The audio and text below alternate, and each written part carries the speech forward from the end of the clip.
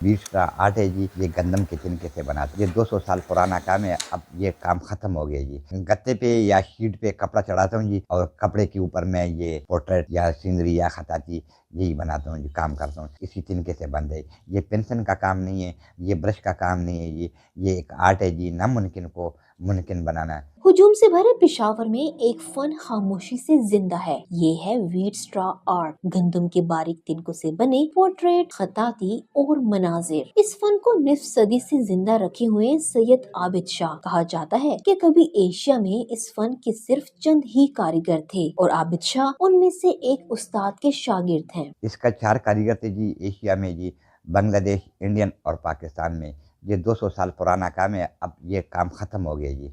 इस वक़्त एशिया में कर रहा हूँ जी, वाहिद आदमी ये काम कर रहा हूँ जी। साथ मेरा बेटा है, वो मेरे साथ काम कर रहा है जी। सिर्फ 10 वर्ष की उम्र में उन्होंने ये हुनर सीखा और फिर गंदम के तिनके ही उनकी पहचान बन गए। तिनकों को तराशना, जोड़ना और रंगों से सजाना, ये सब्र और महारत का काम है। इन्हें बैरून मुल्क से ऑर्डर्स भी मिलते हैं। किसी ने ऑर्डर्स किए है दुबई से या बाहर से, कोई यहाँ इसका रिश्तेदार हो पाकिस्तान में या लाहौर, कराची में, तो फिर मैं उसको सपोर्ट करता हूँ, माल बेचता हूँ और वही फिर उसको देते हैं। मगर अपने ही शहर में अक्सर इनके फन की मुनासिब कदर नहीं की जाती। वो एक सादा सी शिकायत करते हैं कि पाकिस्तान में आर्टिस्ट की कोई कदर नहीं होती। 50 वर्ष बाद भी वो हर सुबह तिनके तराशते हैं, इस उम्मीद के साथ कि शायद कभी उनके फन को वो मुकाम मिले जिसके वो हकदार हैं। सैयद आबिद शाह जैसे फनकार हमारी सकाफती विरसे की पहचान है। सवाल ये है कि क्या हम अपने जिंदा फन और फनकारों की कदर कर पाएंगे?